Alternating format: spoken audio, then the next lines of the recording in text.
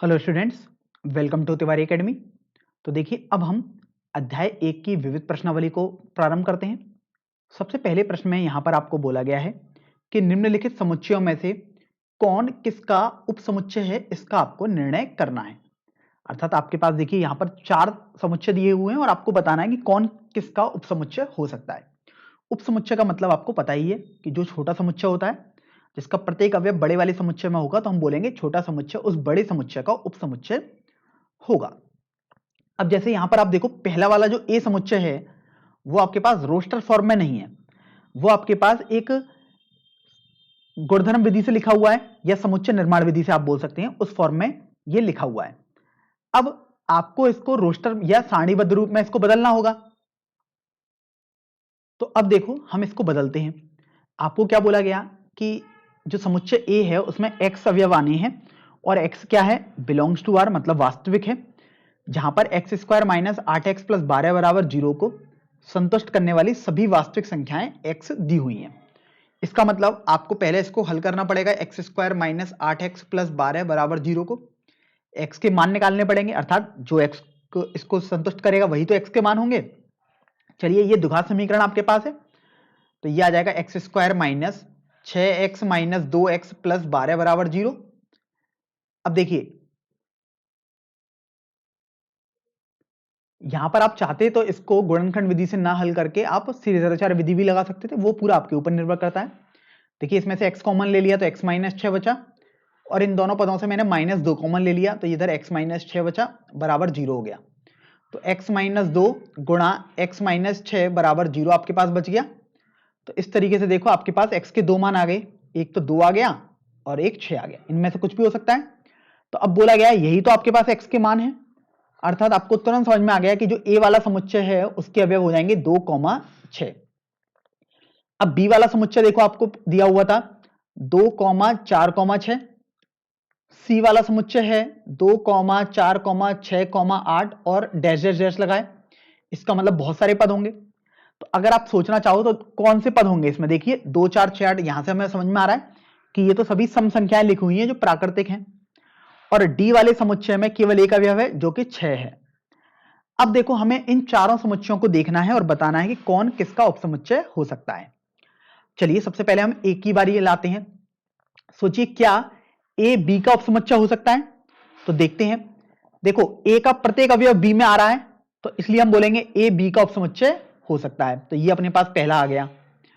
फिर बोल देखते हैं कि क्या ए सी का उपसमुच्चय हो सकता है? तो हाँ, बिल्कुल हो सकता है, क्योंकि देखो ए का प्रत्येक अवयव सी में आ रहा है, बाकी सी में क्या आ रहा है क्या नहीं आपको उससे मतलब नहीं है, लेकिन ये पता लग गया ए सी का उपसमुच्चय हो गया, अर्थात ए सी से छोटा है समुच्चय है और ए का प्रत्येक अवयव सी में उपस्थित है। तो इस तरीके से ये हो गया। अब देखते हैं, क्या ए डी का उपसमुच्चय हो सकता है? तो बिल्कुल नहीं हो सकता, क्योंकि ए का प्रत्येक अवयव डी में नहीं है। देखो, 6 तो है लेकिन 2 नहीं है, तो इसलिए ए डी का उपसमुच्चय तो नहीं है। अब बारी आती है बी के लिए, चेक करते हैं। तो बी देखिए, बी क्या ए का उपसमुच्चय हो सकता है? बिल्कुल नहीं, क्योंकि 4 नहीं आ रहा। बी सी का उपसमुच्चय बिल्कुल हो सकता है, क्योंकि बी का प्रत्येक अवयव, अच्छा, अर्थात 2, 4, 6 तीनों अवयव देखो सी में आ रहे हैं, तो बी सी का उपसमुच्चय हो गया। बी डी का नहीं हो सकता, क्योंकि डी में एक ही अवयव है, बी में 3 अवयव तो वैसे ही है, तो वैसे ही नहीं हो सकता। कम से कम इतने अवयव तो होते, फिर हम चेक करते। अब देखिए, क्या सी डी का उपसमुच्चय है? तो बिल्कुल नहीं है, क्योंकि सी तो बहुत बड़ा समुच्चय है, डी तो एक छोटा सा एक ही अवयव का समुच्चय है। तो अब लास्ट में आपके पास बचा डी। डी देखिए, ए का उपसमुच्चय हो सकता है? हाँ, बिल्कुल हो सकता है। क्यों हमने ऐसा बोला? क्योंकि देखो, जो 6 है वो इसमें आ रहा है, अब ए में कुछ और भी आ रहा हो हमें उससे मतलब नहीं है, लेकिन डी में 6 है और वो ए में आ गया, तो डी छोटा समुच्चय हमने देखा, तो डी ए का उपसमुच्चय आ गया। डी इसी तरीके से आप देख रहे हैं बी का उपसमुच्चय भी है, और इसी तरीके से अगर आप गौर करेंगे तो देखो, सी में केवल 6 तो है ही, मतलब डी सी का उपसमुच्चय भी हो जाएगा। तो इस तरीके से आप देख रहे हैं, यहां पर हम ऐसे प्रश्नों को हल करते हैं। अब देखो, जैसे आपको उपसमुच्चय तो पता है कि क्या क्या है, मैं आपको एक बार और थोड़ा सा समझा देता हूं। प्रश्न तो हमने हल कर लिया है, अब केवल इसको समझाने की बारी है। मैं कुछ और चीजें भी आपको यहां पर समझा रहा हूं। यहां पर ध्यान रखें, जो बाईं तरफ मैंने आपको बताया था ये होता है उपसमुच्चय। अगर मैं बी की बात करूं तो इसको बोलते हैं अधिसमुच्चय। अधि मतलब बड़ा और उप मतलब छोटा, तो मैंने आपको बड़े छोटे करके समझाया था।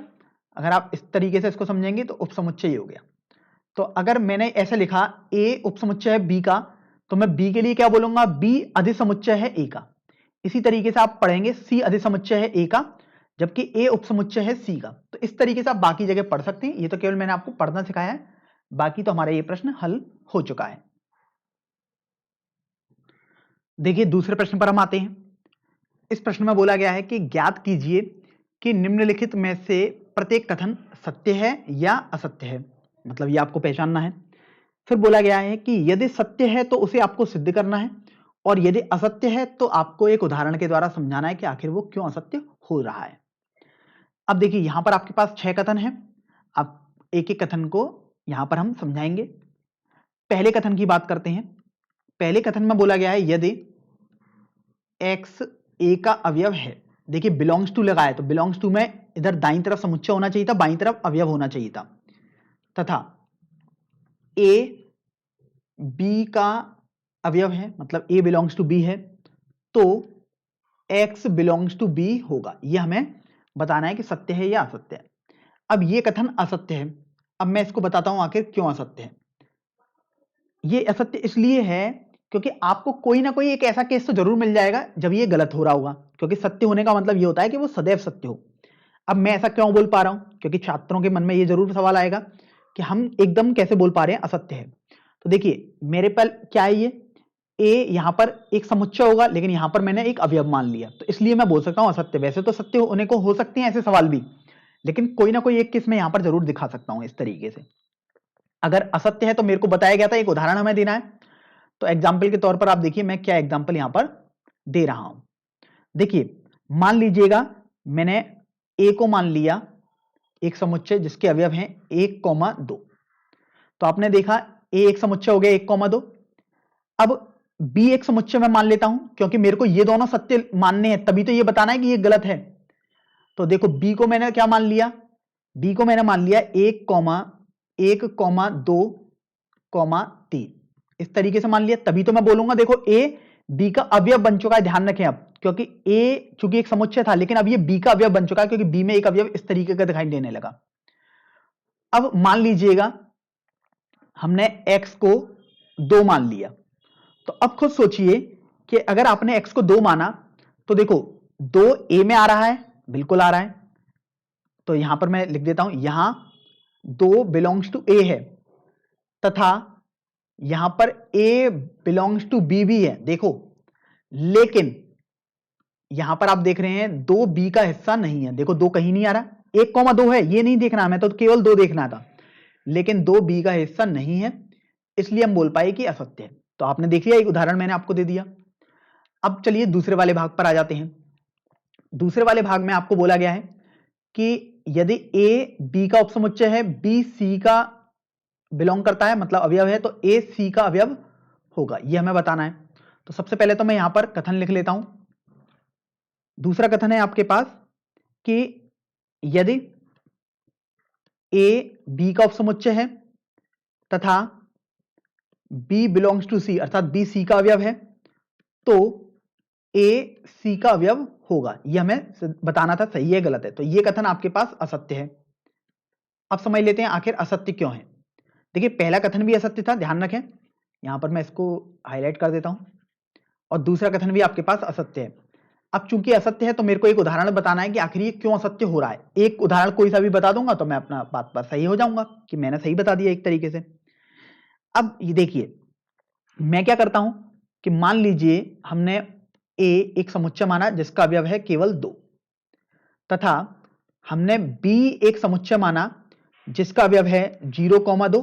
तो आप देख रहे हो ए बी का उपसमुच्चय हो गया, क्योंकि 2 इसमें आ रहा है, तो ए छोटा समुच्चय दिखाई दे रहा है, तो ए बी का उपसमुच्चय हो गया।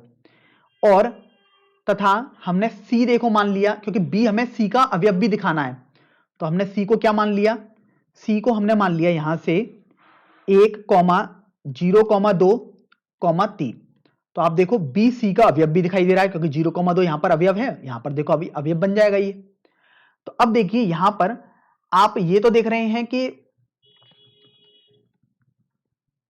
पहली 2 बातें तो सही हैं, क्योंकि वो मेरे को सही माननी पड़ेगी, तब मुझे बताना है कि ये गलत है, तभी तो मैं बोल पा रहा हूं असत्य है ये। तो यहां पर आपने देखा ए बी का उपसमुच्चय है तथा बी सी का अवयव है, लेकिन आप देखिए यहां पर क्या ए सी का अवयव है? गलत, क्योंकि दो देखो इसका कोई अवयव है ही नहीं, तो इसलिए यहां पर ए सी का अवयव नहीं है, तो इसलिए ये कथन हमने असत्य बोल दिया था। अब चलिए तीसरे वाले भाग पर आते हैं। तीसरे में आपको बोला गया कि यदि ए बी का उपसमुच्चय है, बी सी का उपसमुच्चय है, तो ए सी का उपसमुच्चय होगा, यह हमें बताना है। तो मैं पहले तो यहां लिख देता हूं, यदि ए सी का उपसमुच्चय है, सॉरी ए बी का उपसमुच्चय था यहां पर,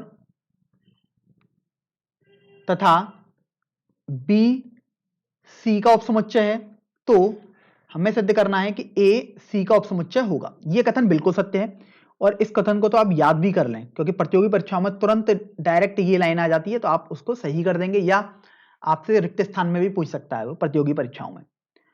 अब कैसे मैं इसको सिद्ध कर पा रहा हूं उसको समझ लीजिएगा, कि मैंने माना कि x एक, अब देखो बोला गया था अगर सत्य है तो सिद्ध करना है, तो अब मेरे को यहां एग्जांपल नहीं देना है, एक सिद्ध करना है इसे। मैंने बोला x एक अवयव है a का, अब मैं इनको तो सही मान के चलूंगा, स्वाभाविक सी बात है, तभी तो मैं इसको सिद्ध करूंगा सत्य। तो इन दोनों को मैं सही मान के चलूंगा, तो x यदि a का अवयव है, तो मेरे को समझ में आ गया कि x b का भी अवयव होना चाहिए, क्योंकि a तो b का उपसमुच्चय है, तो x यदि a में है तो स्वाभाविक सी बात है b में भी होना चाहिए, क्योंकि मैं यहां पर लिख भी देता हूं, चूंकि a b का उपसमुच्चय है। अब यहां पर हम देखते हैं कि अगर b c का उपसमुच्चय है, तो यहां से समझ में आया कि x तो c का भी उपसमुच्चय होगा, क्योंकि b c का उपसमुच्चय है, यह आपको पता लग गया। और आप देख रहे हो कि अगर इसको आपने पहला समीकरण माना है, इसको दूसरा माना और इसका तीसरा माना, तो पहले और तीसरे समीकरण से आपको पता लग रहा है कि x a का उपसमुच्चय था लेकिन c का भी आ गया, तो इसलिए समीकरण 1 व 3 से आपको यहां से समझ में आ जाएगा कि a c का भी उपसमुच्चय होना चाहिए। तो इस तरीके से आपका ये वाला भाग सिद्ध हो जाएगा। चलिए अब हम चौथे वाले भाग पर आते हैं। देखिए चौथे वाले भाग में आपको बोला गया यदि a b का उपसमुच्चय नहीं है, b c का उपसमुच्चय नहीं है, तो a c का उपसमुच्चय नहीं होगा। ये गलत है। अब ये क्यों गलत है मैं उसको पहले तो लिख देता हूं, फिर आपको एक एग्जांपल के तौर पर समझाऊंगा भी। देखिए हमें बोला गया यदि a b का उपसमुच्चय नहीं है तथा b c का उपसमुच्चय नहीं है, तो a c का उपसमुच्चय नहीं होगा। ये हमें मतलब गलत है हमारे पास, ये तो हमें समझ में आ गया। अब ऐसा एक उदाहरण देना है कि आखिर हमें पता लग जाए कि ये गलत है। अब देखो हमें तो इन दोनों बातों को सही मानना होगा, तभी तो हम इसको गलत सिद्ध कर पाएंगे। तो देखो मान लीजिएगा हमने इस चौथे वाले भाग में मान लिया कि a जो समुच्चय है उसके अवयव है 1, 2। अब b जो समुच्चय है उसके अवयव हमने मान लीजिएगा 0, 6, 8 मान लिए, और c जो उपसमुच्चय है मान लीजिएगा हमने क्या मान लिया 1, 2, 0, 5 मान लिया हमने। तो आप देखिए हमने कुछ इस तरीके से मान लिया। तो यहां पर आप देख रहे हैं a क्या है, b का उपसमुच्चय नहीं दिखाई दे रहा, बिल्कुल नहीं दिखाई दे रहा है, तथा यहां पर आप देखो b c का उपसमुच्चय भी नहीं दिखाई दे रहा है। तो ये दोनों बातें तो देखो सही हमने मान ली, लेकिन अब देखिए क्या a c का उपसमुच्चय है या नहीं, खुद सोचिए। a के प्रत्येक अवयव c में दिखाई दे रहा है, लेकिन यहां तो a c का उपसमुच्चय आ रहा है, लेकिन यहां तो बोला गया नहीं आएगा। ये तो सदैव के लिए कंडीशन दी हुई थी, तो इसलिए असत्य हो गया। किसी किसी केस में हो सकता है वो सत्य हो, किसी किसी केस में नहीं भी होगा, लेकिन जब भी कोई कथन दिया जाता है तो हमेशा के लिए देखा जाता है, तो हमेशा वो कथन असत्य होगा, क्योंकि यहां पर देखो मैंने एक ऐसा एग्जाम्पल दे दिया जो इस बात को गलत बताता है। अब पांचवें वाले भाग पर आ जाते हैं। पांचवें वाले भाग में आप देखिए आपको बोला गया यदि x a का अवयव है, a b का उपसमुच्चय नहीं है, तो x b का अवयव होगा, यह हमें बताना है। तो देखो मैं यहां पर लिख लेता हूं इसको पहले पांचवें वाले भाग को। यदि x a का अवयव है, फिर यहां पर आगे बोला गया था कि तथा a b का उपसमुच्चय नहीं है, तो x b का अवयव होगा। अब यह कथन आपके पास बिल्कुल असत्य है। अब असत्य क्यों है मैं उसको आपको देखो एक एग्जांपल के समझाता हूं। एग्जाम्पल से समझाने का मतलब आपको कुछ ना कुछ उदाहरण ऐसे लेने होंगे ताकि आप इस बात को गलत सिद्ध कर पाओ। मतलब ये दोनों सही हो लेकिन ये गलत सिद्ध हो जाए। तो मैं क्या करता हूं कि मान लीजिए ए हमने मान लिया 3,5,7, एक समुच्चय मान लिया जिसके अवयव 3, 5, 7 हो गए। और चूंकि ए बी का उपसमुच्चय नहीं है तो बी देखो मैंने कुछ इस तरीके से मान लिया 3,4,6 मान लिया। अब ये देखो यहां अगर मैंने x मान लिया 3, तो यहां आपने क्या देखा 3 पर तो ये सही होगा, लेकिन मान लीजिएगा मैंने 5 मान लिया, तो यहां आपने देखा कि 5 क्या है, बिलोंग्स टू ए है, मतलब ए का अवयव है। ए सबसेट भी नहीं है बी का, मतलब बी का उपसमुच्चय भी नहीं है। लेकिन यहां पर क्या 5 बी का अवयव है? नहीं है। तो इसलिए आपको समझ में आ गया असत्य। किसी किसी केस में सत्य भी हो सकता है। देखो अगर मैं x की वैल्यू 3 मान लेता तो 3 देखो b का अवयव है, तो यहां पर सत्य हो जाता। 7 में नहीं होता ये सत्य। तो इसलिए आपको ध्यान रखना है कि कहीं कहीं सत्य होगा, लेकिन इसका मतलब ये तो नहीं है कि वो सदैव सत्य होगा। इसलिए आपका ये कथन गलत हो गया। अब सबसे अंतिम कथन पर हम चलते हैं। सबसे अंतिम कथन है हमारे पास कि यदि a b का उपसमुच्चय है और x b का अवयव नहीं है तो x a का अवयव नहीं होगा। तो देखो बोला गया यदि a b का उपसमुच्चय है तथा x b का अवयव नहीं है तो x a का अवयव नहीं होगा। यह कथन बिल्कुल सत्य कथन है। अब सत्य कथन है तो मैं इसको आपको सिद्ध करके दिखाता हूं। देखिए कैसे, क्योंकि सत्य कथन होने पर हमें सिद्ध करके समझाना था। मान लीजिएगा कि हमने कुछ ऐसा माना कि x a का अवयव है। माना हमने कि x क्या है, a का अवयव है। तो अब ये देखो a तो b का भी अवयव है, सॉरी a b का उपसमुच्चय है, तो क्या होगा कि x तो b का भी अवयव हो गया। लेकिन यहां पर तो आपके बोला गया कि x b का अवयव नहीं है, तो ये क्या हो गया, विपरीत हो गया, मतलब कॉन्ट्रडिक्शन हो गया। मतलब जो आपने माना उसके विपरीत ये वाली परिस्थिति आ गई। इसलिए हमने गलत माना था, इसलिए हमारा अजम्पशन या हमारा जो सोचना था वो गलत था, या जो हमने अनुमान लिया था वो गलत था। अतः हमें समझ में आ गया कि x कभी भी a का अवयव नहीं होना चाहिए। अब देखिए तीसरे प्रश्न पर हम आते हैं। इस प्रश्न में आपको बोला गया है कि मान लीजिए a, b, c ऐसे समुच्चय हैं कि a यूनियन b बराबर a यूनियन c है। अर्थात a और b का सम्मिलन करें हम और a तथा c का सम्मिलन करें तो वो बराबर आता है। जबकि आपको बोला गया है a इंटरसेक्शन b बराबर a इंटरसेक्शन c है। अर्थात a का b से उभयनिष्ठ अवयव निकालो, फिर a का c से उभयनिष्ठ अवयव निकालो, तो वो बराबर आपके पास आता है। तो आपको दर्शाना है कि b बराबर c होगा। अर्थात b और c जो दो समुच्चय हैं वो दोनों समान होंगे, मतलब हूबहू एक तरीके से एक जैसे होंगे। तो देखो अब हम इसको कैसे हल करेंगे उसको हमें समझना है। अब मैं क्या करता हूं कि हमें b बराबर c दिखाना है, तो मैंने माना कि x एक अवयव है जो b का अवयव है, मतलब x b से बिलोंग करता है। तो इसका मतलब तो ये हुआ कि x तो a यूनियन b में भी आएगा, क्योंकि a यूनियन b का मतलब होता था जो a में भी है b में भी है या दोनों में है, सब कुछ हमें लेना है। तो b में है तो a यूनियन b में भी आएगा। अब चूंकि आपको तो बोला गया a यूनियन b तो a यूनियन c के बराबर है, तो इसलिए हमें यहां से मालूम पड़ा कि x जो होगा वो a यूनियन c का भी अवयव होगा, क्योंकि हमें क्या बताया गया था प्रश्न में, a यूनियन b बराबर a यूनियन c है। अब जब आपने ये देख लिया तो इसका मतलब देखो क्या हुआ, अगर x a यूनियन c का अवयव है इसका मतलब होगा x या तो a का अवयव होगा या x c का अवयव होगा, मतलब कोई एक का अवयव तो जरूर होना ही चाहिए। तो मैंने वो लिख दिया। अब यहां पर देखो हम कुछ केस बना लेते हैं। अगर हमने यहां पर देखो केस बनाया पहला कि x a का अवयव है, x a का अवयव है, ये हमने केस बनाया। लेकिन हमें तो पता है कि x तो b का भी अवयव है, तो यहां पर मैं लिख देता हूं लेकिन हमें यह पता है कि x क्या है, b का भी अवयव है। तो आप यहां से देखो कि x जो होगा वो ए में भी है और बी में भी है, तो एक्स क्या होगा, ए इंटरसेक्शन बी का भी अवयव होगा, अर्थात दोनों में उभयनिष्ठ अवयव भी आ गया।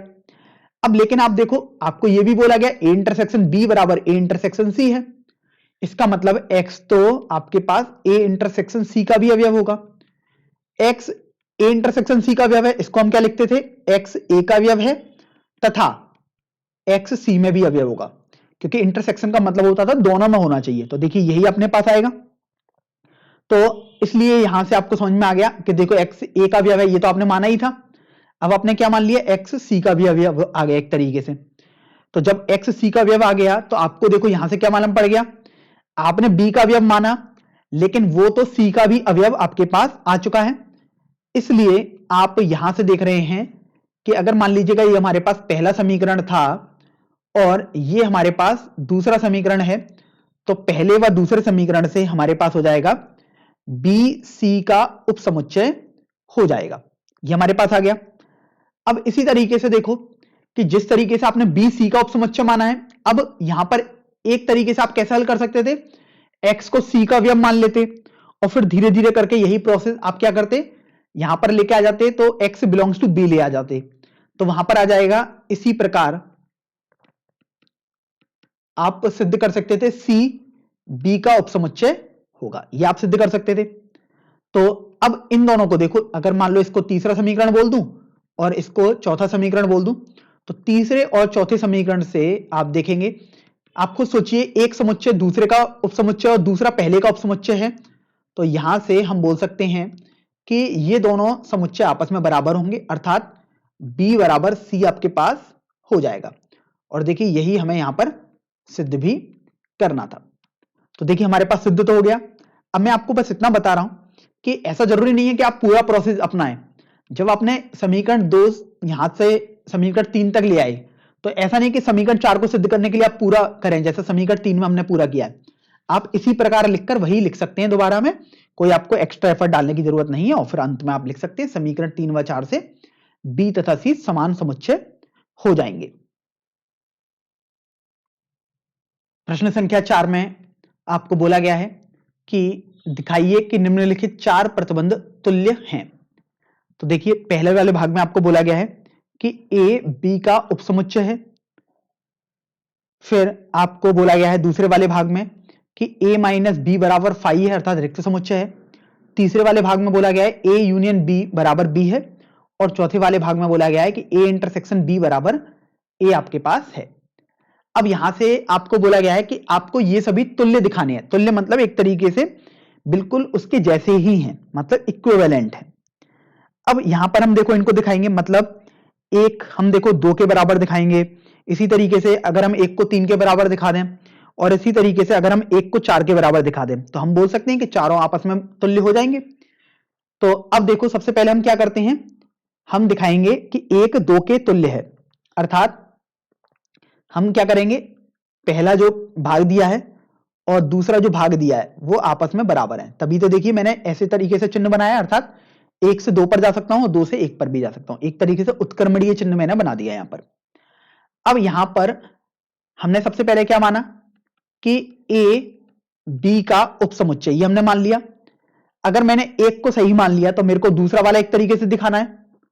अब देखिए, अब मुझे क्या सिद्ध करना है, जब आपने पहला वाला सही मान लिया तो मुझे सिद्ध करना है कि दूसरा वाला भाग सही होगा, अर्थात a माइनस बी बराबर फाई आना चाहिए। अब उसके बाद ये देखो कि हम क्या करते हैं कि मान लेते हैं उसके विपरीत।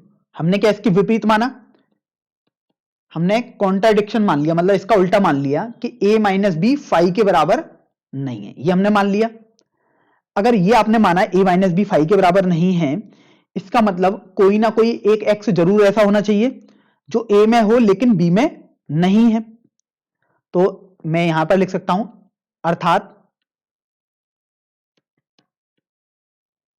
कोई x इस प्रकार होना चाहिए, मतलब इस प्रकार होगा कि x a में तो है लेकिन x b में नहीं है। लेकिन यह असंभव है, क्योंकि आपको बोला गया है ए क्या है, बी का उपसमुच्चय है। तो यहां से आपको समझ में आ गया कि अगर एक्स ए में है बी में नहीं है, इसका मतलब क्या हुआ कि आपको तो बोला गया कि ए बी का उपसमुच्चय है, ये आपने पहले मान लिया था, लेकिन यहां से आपको समझ में आ रहा है कि कोई अवयव ए में है बी में नहीं है, तो ये कैसे हो सकता है, ये तो कभी हो ही नहीं सकता। इसलिए आप बोल सकते हैं कि जो आपने माना है वो गलत है, अर्थात आप लिखेंगे ए माइनस बी बराबर 5, मतलब जो आपने कल्पना की थी वो गलत हो गई, क्योंकि आपने माना था ए माइनस बी बराबर 5 नहीं है, लेकिन ये गलत हो गया। तो हमने क्या बोला, ए माइनस बी बराबर 5 होना चाहिए। अब इतना हो गया अपने पास। अब हम क्या करते हैं कि माना ए माइनस बी 5 के बराबर है, तो अब मुझे क्या करना है, देखो अभी मैंने पहले से दूसरे पर तो चला गया, देखिए अब मुझे क्या करना है, दूसरे से पहले पर जाना है। तो अब मैं a माइनस बी बराबर 5 इसको सही मान लूंगा और सिद्ध करने की कोशिश करूंगा कि a b का उपसमुच्चय है। तो अब मैंने ये लिख लिया। तो अब मुझे क्या सिद्ध करना है, मुझे सिद्ध करना है कि a b का उपसमुच्चय है। अब उसके बाद ये देखो कि हमने मान लिया, इसको सिद्ध करने के लिए सबसे पहले हमने किया कि x a का अवयव है। अगर x a का अवयव है तो देखो स्वाभाविक सी बात है x b का भी अवयव होना चाहिए, तो इसलिए x क्या होगा, b का अवयव होगा। क्योंकि अगर x b का अवयव नहीं हुआ तो क्या होगा कि a माइनस बी 5 के बराबर नहीं होगा। आप खुद सोचिए कि x a का अवयव है लेकिन b का अवयव नहीं हुआ, तो सोचिए क्या a माइनस बी 5 के बराबर हो सकता है, नहीं हो सकता, इसलिए x b का अवयव होना ही चाहिए। तो ये मैंने साइड में आपको इसलिए लिख दिया क्योंकि अगर नहीं हुआ तो फिर ये पॉसिबल नहीं हो पाएगा, जबकि ये तो हमें सच मान के चलना था दूसरा वाला भाग। तो जब आपने ये कर दिया तो उसके बाद आप देखोगे कि a माइनस बी बेसिकली आपके पास 5 के बराबर आ गया, अर्थात क्या होगा कि a b का उपसमुच्चय हो जाएगा। तो आपने क्या किया कि देखो यहां पर आपने क्या किया था कि पहले वाले भाग को सही मान लिया था और दूसरा वाला भाग ये सिद्ध कर दिया था। यहां पर आपने दूसरे वाले भाग को सही मान लिया और पहला वाला भाग सिद्ध कर दिया। तो इसलिए आपने लिख दिया कि पहला जो भाग है और दूसरा जो भाग है वो एक दूसरे के तुल्य है, मतलब पहले से दूसरे पर जा सकते हैं और दूसरे वाले भाग से पहले पर जा सकते हैं। इतना हमें समझ में आ गया। अब हम क्या करते हैं, हम अब पहले और तीसरे के लिए हल करेंगे, पहले और तीसरे के लिए हल करेंगे, अर्थात ए बी का उपसमुच्चय और ए यूनियन बी बराबर बी, इन दोनों का आपस में तुल्य बताएंगे। तो यहां पर मैं लिख देता हूं कि अब हम जो करेंगे वो करेंगे पहला और तीसरा तुल्य है उसको सिद्ध करने की कोशिश करेंगे। तो अब देखिए उसके लिए मैंने मान लिया, सच बात मैंने क्या मान ली, पहला वाला क्या था अपने पास, ए बी का उपसमुच्चय है। तो अभी हमें क्या सिद्ध करना है, तीसरा वाला भाग सिद्ध करना है, और तीसरे वाले भाग में हमें दिया हुआ है कि ए यूनियन बी बराबर बी है, यह हमें सिद्ध करना है। तो अब यहां से अगर आप ये देखो कि अगर ए बी का उपसमुच्चय है तो स्वाभाविक सी बात है बी क्या होगा, ए यूनियन बी का उपसमुच्चय जरूर होगा ही होगा, क्योंकि ए यूनियन बी का मतलब क्या है, जो ए में भी है और बी में भी अवयव है, जबकि बी तो थोड़ा सा छोटा रहेगा ही, अगर नहीं भी रहेगा बराबर भी रहेगा तो क्या हुआ, वो इसका तो उपसमुच्चय रहेगा ही। तो यहां से हमने क्या किया, मान लिया कि x ए यूनियन बी का उपसमुच्चय है, अर्थात x या तो ए का समुच्चय है या x बी का समुच्चय है, या हो सकता है दोनों का भी हो, इसमें तो हमारे पास कोई इसमें दिक्कत तो हमें है नहीं। अब इसमें हम पहला केस मान लेते हैं कि x क्या है, a का समुच्चय है, अर्थात इसका मतलब हुआ कि x b का भी समुच्चय होगा, क्योंकि आपने क्या सही माना है कि a और b में a तो उपसमुच्चय है b का, अर्थात कोई अवयव यदि a का है तो वो b का भी होगा ही होगा। तो यहां से आपको समझ में आ गया। तो इस तरीके से आपको समझ में आ जाएगा कि a यूनियन b उपसमुच्चय हो जाएगा b का। अब केस 2 मान लेता हूं इसी के जैसा। केस 2 में मैं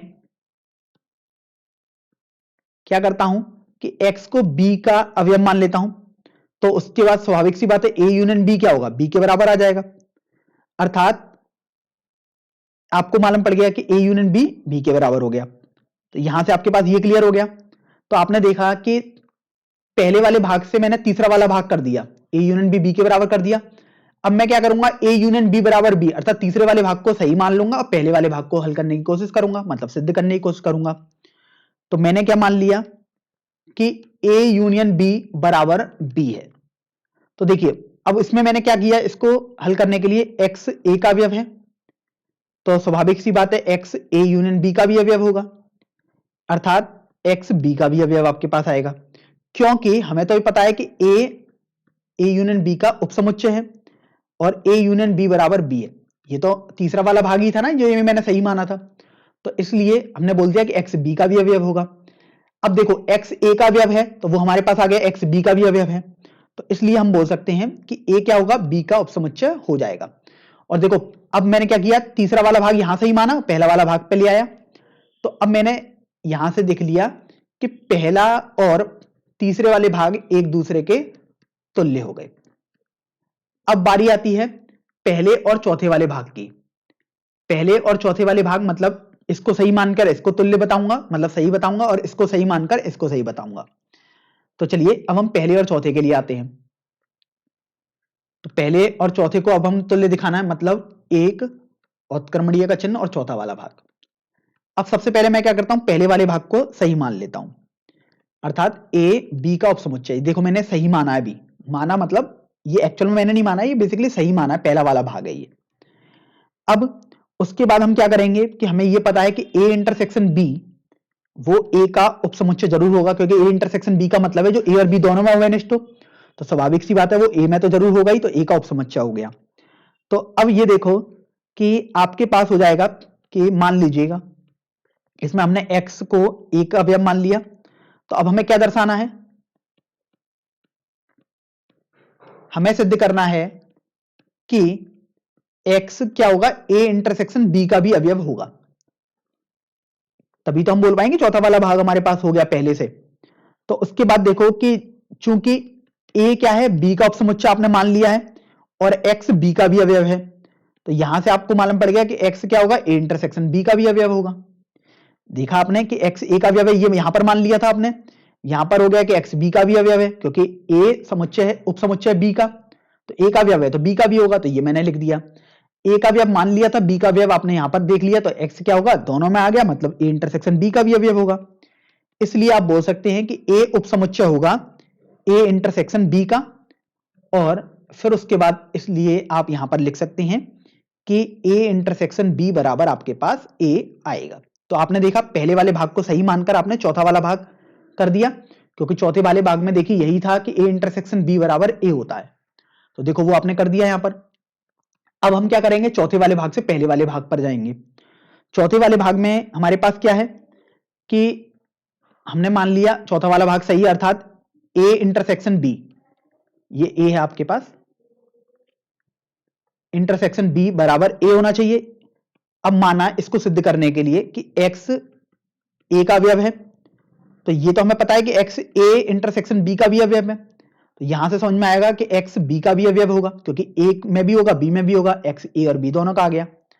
अब आपने देखा x a का अवयव माना था लेकिन b का अवयव आ गया, तो इसलिए आप बोल सकते हैं कि a क्या होगा, b का उपसमुच्चय हो जाएगा। तो आपने देखा कि चौथा वाला भाग हमने यहां पर सही माना, पहला वाला भाग के बराबर हमने यहां पर लिया है उसको सिद्ध करके, तो पहला वाला भाग और चौथे वाले भाग आपस में तुल्य यहां से आ गए हैं। अब यहां पर देखो पहला वाला भाग दूसरे के तुल्य हमने दिखा दिया, यहां पर देखिए पहला वाला भाग देखिए तीसरे के तुल्य हमने यहां पर दिखा दिया, और पहला वाला भाग हमने यहां पर चौथे के तुल्य दिखा दिया।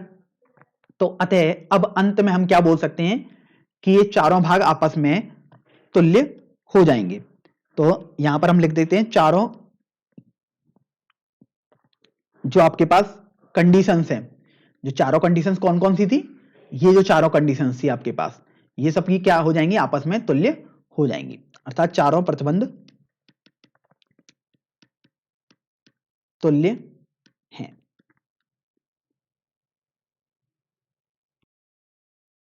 अब चलिए पांचवें प्रश्न की तरफ बढ़ते हैं।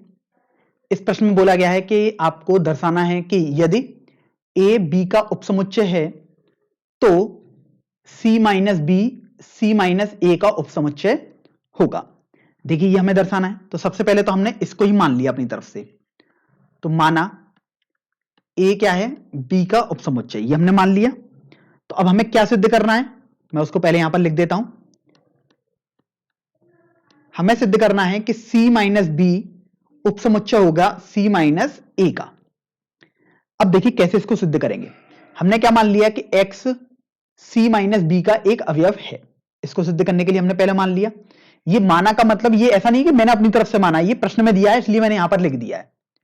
तो चलिए मैं यहां पर माना के बजाय ये भी लिख सकता हूं दिया है। तो अब मैंने यहां पर क्या माना, एक्स सी माइनस बी का अवयव है। अब सी माइनस बी का अवयव होने के लिए क्या शर्त थी हमारे पास कि एक्स सी का तो अवयव होगा लेकिन एक्स बी का अवयव नहीं होना चाहिए। तो मैंने यहां पर लिख दिया। अब यहां से आप देखो कि आपके पास हो जाएगा कि एक्स सी का अवयव है तथा अब देखो आपने क्या बोला, ए बी का उपसमुच्चय है। अगर एक्स बी का अवयव नहीं है तो इसका मतलब यह है कि एक्स ए का भी अवयव नहीं होगा, क्योंकि हमें पता है कि ए बी का उपसमुच्चय है। तो इसको हम क्या लिख सकते हैं, इसी को देखिए, इसको हम लिख सकते हैं X belongs to C minus A, अर्थात एक्स सी माइनस ए का अवयव है। तो आपने क्या माना, सी माइनस बी का अवयव था एक्स, लेकिन आपके पास क्या आ गया, सी माइनस ए का अवयव आ गया। अतः यहां पर आप फाइनली बोल सकते हैं कि सी माइनस बी उपसमुच्चय होगा सी माइनस ए का। और यही देखिए हमको यहां पर सिद्ध करना था। चलिए अब हम छठे वाले भाग पर चलते हैं। देखिए भाग संख्या 6 में आपको बोला गया है कि आपको मान लेना है कि पी ए बराबर पी बी है, तो सिद्ध कीजिए कि ए बराबर बी होगा। अब पी ए बराबर पी बी है, इसका औचित्य क्या है, पहले तो उसको समझ लेते हैं आखिर पी ए और पी बी होते क्या है। तो अगर कोई समुच्चय आपके पास ए दिया हुआ है तो पी ए हमने आपको बताया था एक घात समुच्चय होता है। किसका, समुच्चय ए का। प्रदर्शित कैसे करते हैं, पी ए लगाकर। तो ए का घात समुच्चय पी ए से प्रदर्शित किया जाएगा। और घात समुच्चय भी हमने आपको बताए थे, घात समुच्चय बेसिकली क्या होते हैं, ए के सभी उपसमुच्चयों का भी उपसमुच्चय। मतलब ए के सभी उपसमुच्चय पहले आप लिख लीजिएगा और इधर मतलब बाएं और दाएं तरफ आप मजला कोष्ठक लगा दीजिए, एक समुच्चय बन जाएगा। तो ए के उपसमुच्चयों का समुच्चय एक घात समुच्चय कहलाता है। तो ये हमने घात समुच्चय की परिभाषा में सीखा भी था। अब मैंने क्या किया कि पी ए बराबर पी ए आपको दिया गया था, एक तरीके से मान लेने का लिए बोला गया, मतलब एक तरीके से आपको दिया है। अब आपको सिद्ध क्या करना है, मैं यहां पर पहले लिख रहा हूं,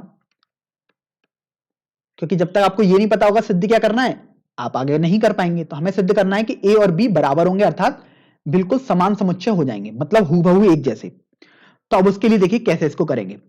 हमने मान लिया कि x क्या है, a का अवयव है। अगर x a का अवयव है तो देखिए आपको यह तो पता है कि जो a होता है वो हमेशा उसके घात समुच्चय का उपसमुच्चय तो जरूर होता है। तो ये मैंने लिख दिया। अब पी ए बराबर तो पी बी है, इसका मतलब तो यह हुआ कि ए क्या होगा, पी बी का भी उपसमुच्चय होगा आपके पास। तो इसलिए क्या होगा कि x, अगर आपने c का उपसमुच्चय मान लिया कि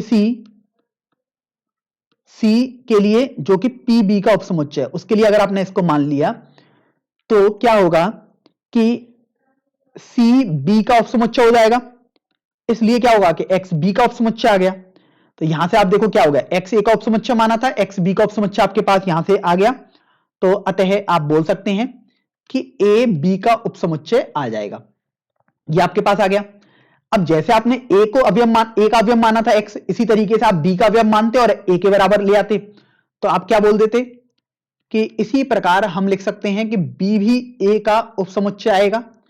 और इन दोनों से देखकर हम लिख सकते हैं, चूंकि ए बी का उपसमुच्चय है, बी ए का उपसमुच्चय है, अर्थात आपके पास एक ही कंडीशन बची जबकि दोनों समुच्चय आपस में बराबर हो जाएंगे, अर्थात ए बराबर बी हो जाएगा। तो यही देखिए आपको सिद्ध भी करना था। चलिए 7वें प्रश्न को हम पढ़ते हैं। किन्हीं भी समुच्चयों ए तथा बी के लिए क्या यह सत्य है कि P A union P B बराबर पी ए यूनियन बी होगा। और आपको अपने उत्तर का औचित्य भी बतलाना है, अर्थात एक तरीके से कारण भी बतलाना है। तो देखिए वैसे तो ये बिल्कुल गलत है, तो मैं यहां पर सीधे लिख देता हूं असत्य है यहां पर। अब क्यों असत्य है उसके लिए मैं आपको देखो कारण समझाता हूं। अब बोला गया है कि किसी भी समुच्चयों के लिए बताना है, औचित्य भी बताना है। मतलब मैं एक एग्जांपल के थ्रू आपको समझा सकता हूं। देखिए हो सकता है किसी भी केस में हो सकता है सही भी आ जाए, लेकिन चूंकि ये ऐसा मेरे को दिया गया है और पूछा है सही है गलत है, तो मतलब मेरे को हमेशा के लिए मान के सोचना है क्या ये हमेशा सत्य होगा, तो ये गलत है, हमेशा सत्य नहीं होगा। अब कारण के लिए मैं देखो आपको एक एग्जाम्पल के थ्रू पर यहां पर बताता हूं। तो मैं एक उदाहरण के तौर पर देखिए मान लेता हूं कि आपके पास एक समुच्चय ए है जिसके अवयव है 0,1 और एक समुच्चय है बी जिसके अवयव हैं 1,2। ये हमने देखिए अपनी तरफ से मान लिया। अब अगर आप पी ए निकालें, पी ए मतलब स्वाभाविक सी बात है क्या आएगा, पी ए मतलब ए के उपसमुच्चयों का समुच्चय। तो देखो पहले उपसमुच्चय लिखता हूं, उपसमुच्चय कौन से आएंगे, फाई आएगा, फिर आएगा एक 0, फिर आएगा एक और फिर एक आएगा आपके पास 0,1। चार उपसमुच्चय आ सकते थे क्योंकि 2 की घात n होता है, n मतलब 2 अवयव हैं तो 2 की घात 2 मतलब देखो 4 अवयव आ रहे हैं। तो अगर मैं इधर मझला कोष्टक बना दूंगा तो अब ये क्या बन जाएगा, एक समुच्चय बन गया, तो यही मेरा घात समुच्चय हो गया। अगर मैं मझला कोष्टक नहीं लगाता तो मेरे पास उपसमुच्चय लिखे होते वो सब। इसी तरीके से पी ए निकालने के बाद आप पी बी निकालिए। अब तो पी बी यहां पर निकाल लो, अर्थात बी के घात समुच्चय को मैं लिखूंगा। तो सबसे पहले तो देखो उपसमुच्चय लिखता हूं बी के, एक फाई आ गया, एक आ गया, 2 आ गया और फिर 1,2। ये अभी उपसमुच्चय लिखे हैं, लेकिन जैसे ही मैंने यहां पर मझला कोष्टक लगाया तो क्या बन गए, ये एक समुच्चय बन गए, तो ये घात समुच्चय कहलाता है। तो पी बी आ गया। अब खुद सोचिए मैं एक बार आकर आपके सामने लिखूं P A union P B करूं, तो देखिए P A union P B आपके पास क्या होगा उसको समझ लेते हैं। क्योंकि आपको बोला गया है P A union P B बराबर पी ए यूनियन बी, तो सबसे पहले मैं बायां पक्ष निकाल रहा हूं, मतलब इन दोनों जो समुच्चय हैं घात समुच्चय भी होंगे तो समुच्चय ही, तो इनका यूनियन अर्थात सम्मिलन निकालना है अब हम। तो देखिए वो हमारे पास क्या आएगा, 5 0। अब देखो एक इसमें भी है इसमें भी है, लेकिन लिखेंगे तो हम एक ही बार, तो हमने देखो ये लिख दिया। 2 भी आएगा हमारे पास, फिर 0,1 भी आएगा और फिर 1,2 भी आएगा। 5 देखो 2 बार लिखा है लेकिन हम लिखेंगे तो एक ही बार। तो इस तरीके से ये P A union P B आ गया। इसको मान लीजिएगा हमने पहला समीकरण बोल दिया।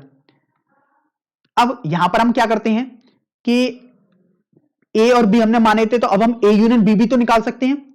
तो अब देखिए ए यूनियन बी निकालते हैं, ए यूनियन बी अर्थात ए और बी का सम्मिलन, तो क्या आएगा 0,1,2। देखिए इन दोनों का सम्मिलन निकाल रहा हूं तो यही आएगा। अब मैं ए यूनियन बी का घात समुच्चय निकाल रहा हूं, ध्यान रखें। तो वो देखिए कैसे आएगा, सबसे पहले 5, फिर एक एक वाले सभी समुच्चय बना दूंगा, एक एक अवयव वाले, एक एक वाले सभी बन गए। अब दो दो अवयव वाले समुच्चय बनाऊंगा, अर्थात 0,1 का बना दिया, फिर 1,2 का बना दिया और फिर 0,2 का बना दिया और अंत में 0,1,2 तीन अवयवों का एक समुच्चय बना दिया जो कि खुद ए यूनियन बी के बराबर हो गया। अब इसमें भी अगर मैं मझला कोष्ठक यहां पर लगा दूं तो अब ये मेरे पास घात समुच्चय आ गए। तो अब मान लीजिएगा मैं इसको समीकरण संख्या 3 बोल रहा हूं, तो आप खुद देखिए यहां पर क्या आपके पास, सॉरी एक था समीकरण, तो अब मैं इसको समीकरण संख्या 2 बोलता हूं।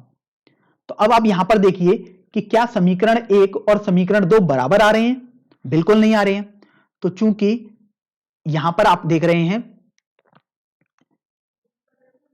P A union P B is not equal to, अर्थात बराबर नहीं है पी ए यूनियन बी के।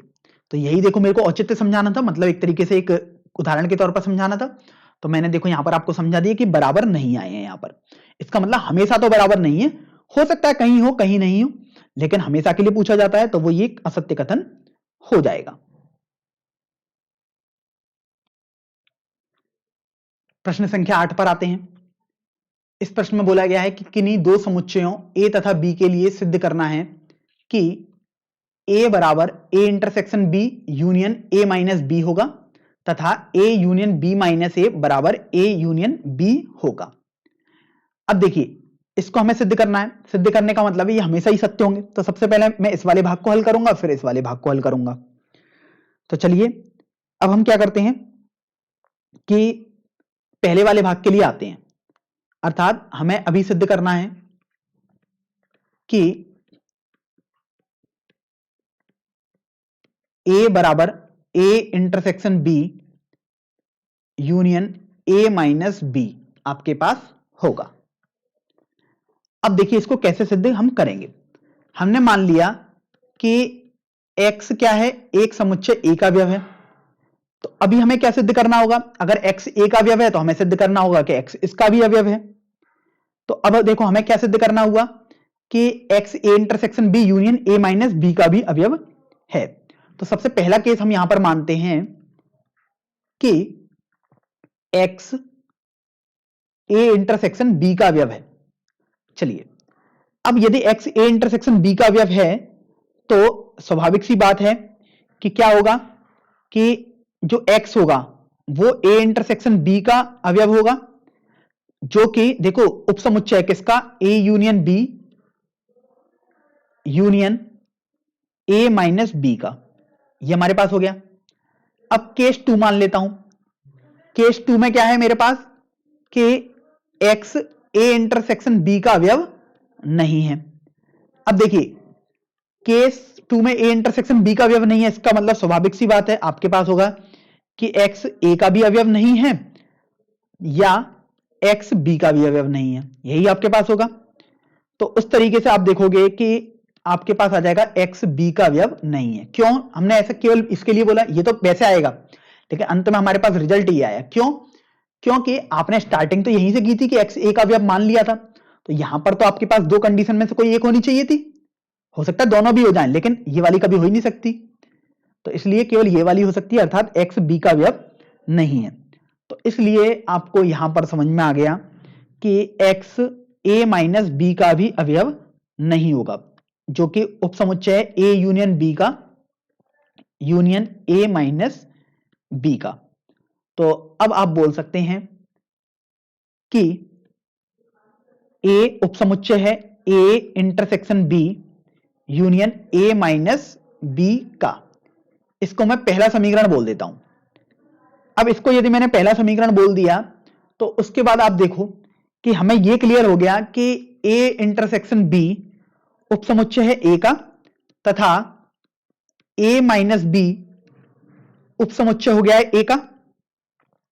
फिर उसके बाद देखोगे, इसलिए हमें यहां से यह मालूम पड़ गया कि a intersection b union a minus b उपसमुच्चय हो गया a का। क्योंकि आप खुद सोचो कि a इंटरसेक्शन b भी a का उपसमुच्चय, a माइनस b भी a का उपसमुच्चय, तो इनका यूनियन भी कर दूंगा तो वो आएंगे तो एक ही उपसमुच्चय। तो ये हमारे पास दूसरा समीकरण हो गया। अब देखो पहले और दूसरे समीकरण से आप ऐसे समझ सकते हो कि अगर p q का उपसमुच्चय है और q p का उपसमुच्चय है तो p बराबर q होता है, यही तो हमने अभी तक पढ़ा है। तो बिल्कुल सेम केस यहां पर बनना है, एक समुच्चय ये है और दूसरा समुच्चय पूरा है। इसी तरीके से एक समुच्चय देखो ये है और दूसरा समुच्चय ये है, तो देखो ये दोनों बिल्कुल बराबर हैं। तो इसका मतलब क्या होगा कि समीकरण 1 व 2 से, समीकरण 1 व 2 से हमें मिल रहा है यहां पर कि a बराबर, अर्थात a जो समुच्चय होगा वो होगा a intersection b union a minus b के बराबर।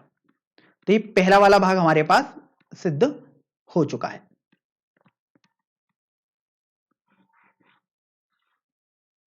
चलिए अब हम दूसरे वाले भाग पर बढ़ते हैं। देखिए दूसरे वाले भाग में हमें क्या सिद्ध करना है, हमें सिद्ध करना है a union b minus a बराबर a यूनियन b होगा। चलिए इसको कर लेते हैं। तो यहां पर मैं लिख लेता हूं जो हमें सिद्ध करना है, ताकि हमें बार बार ध्यान में रहे कि क्या सिद्ध करना है, बार बार पीछे न जाना पड़े। a union b minus a हमें सिद्ध करना है यहां पर a union b minus a बराबर a यूनियन b। तो मैंने ये लिख दिया।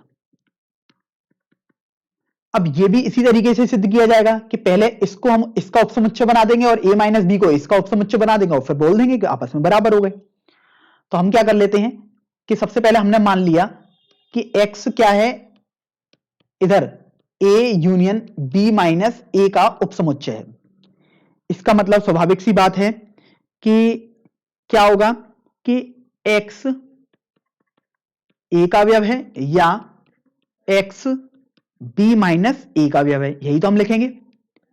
अब यहां से अगर आप देखो तो देखो x a का अवयव है, या यहां से मैं लिखूंगा कोष्टक में कि x b का अवयव है, लेकिन लेकिन या तथा भी लिख सकता हूं, x a का अवयव नहीं है, यही तो मैं लिखूंगा। अब उसके बाद अगर आप देखोगे यहां से तो आपके पास ये आ जाएगा x a का अवयव है या x b का अवयव है। अब ये लेकिन बेसिकली तथा के टर्म में ही तो यूज हो रहा है, तो मैं यहां पर लिखूंगा तथा x a का अवयव है या x a का अवयव नहीं है।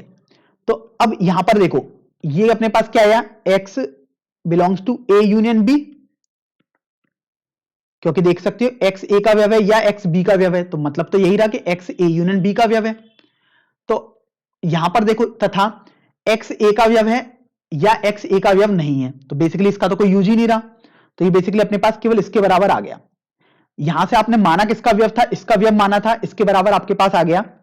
इसलिए आप बोल सकते हैं कि a union b minus a उपसमुच्चय हो जाएगा a यूनियन b का, ये हमारे पास आ गया। इसको मान लीजिएगा मैं समीकरण संख्या 3 बोल देता हूं, क्योंकि पहला और दूसरा समीकरण मैंने पहले मान लिया था, इसको मैंने समीकरण संख्या 3 मान लिया। अब मैं क्या करता हूं कि यहां पर अब सिद्ध करना होगा मुझे कि a यूनियन b इसका उपसमुच्चय है, तो मैंने उसके लिए क्या मान लिया कि कोई अवयव है x, माना x एक अवयव है a यूनियन b का, ये मैंने मान लिया। तो इसका मतलब क्या होगा, x a का अवयव है या x b का अवयव है। अब उसको देखो मैं क्या लिख सकता हूं, मैं इसको लिख सकता हूं कि x a का अवयव है या x b का अवयव है, तथा मैं बिल्कुल सेम कॉन्सेप्ट यूज कर रहा हूं, बिल्कुल उल्टा उल्टा चलता जा रहा हूं एक तरीके से, x a का अवयव है या x a का अवयव नहीं है। और इनको कंबाइन करके हम देखिए क्या लिख सकते हैं कि x a का अवयव है, देखो दोनों में आ रहा है ये हमारे पास, तो x a का अवयव है या यह आ जाएगा x b का अवयव है तथा x a का अवयव नहीं है। और फिर देखिए इसको तो हम लिख देंगे x a का अवयव है, या इसको अगर आप देखो गौर से तो ये लिखा हुआ है x b माइनस a का अवयव है। और फिर आप देख रहे हो ये तो हमारे पास अब हो जाएगा x अवयव है a union b minus a का। तो आपने देखिए a यूनियन b का अवयव माना और किसके बराबर लेके आ गए, x a union b minus a का अवयव आ गया। तो यहां से अगर मैं इसको समीकरण संख्या 4 बोल दूं तो समीकरण 3 व 4 से देखो समीकरण 3 में क्या था कि ये इसका उपसमुच्चय है, समीकरण 4 में उल्टा आया है कि a यूनियन b इसका उपसमुच्चय है। अभी नहीं, इसके बाद तो मेरे को एक लाइन और लिखनी थी, तब लिखना था समीकरण 4। मैं यहां पर लिख देता हूं कि a यूनियन b उपसमुच्चय हो गया a union b minus a का, ये हो गया अब हमारे पास समीकरण 4। अब समीकरण 3 व 4 से हम देख रहे हैं कि a यूनियन b बराबर a union b minus a आपके पास आएगा। और देखिए यही हमको यहां पर सिद्ध भी करना था। तो इस तरीके से आप देख रहे हैं कि हम ऐसे प्रश्नों को हल करते हैं।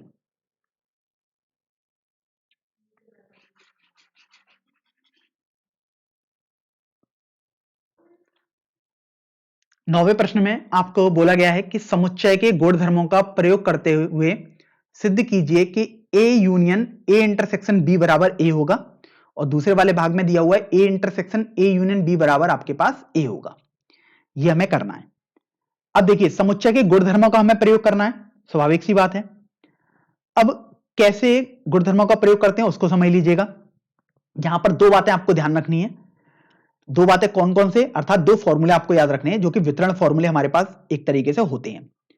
जैसे अगर मैं बोलूं a यूनियन b, अच्छा मैं इसको ऐसे ले लेता हूं आपके लिए, a union b intersection c है मेरे पास, तो देखो मैं क्या करूंगा, ये होता है a union b intersection a union c के बराबर, यह हमें ध्यान रखना है एक फॉर्मूला। और दूसरा फॉर्मूला हमें क्या ध्यान रखना है कि a intersection b union c यदि आ जाएगा तो वो होता है a intersection b union a intersection c के बराबर। ये हमें दो फॉर्मूले ध्यान रखने हैं। अब उसके बाद अगर मैं पहले वाले भाग को हल करूं तो LHS में क्या है, a union a intersection b, अब उसको देखो, A union A intersection B है, मतलब क्या होगा, पहले वाले फॉर्मूले से लगाऊंगा मैं। अब यहां पर ऐसा ना सोचें कि बी और सी होने चाहिए था, आप तो बी की जगह ए मान लो, सी की जगह बी मान लो।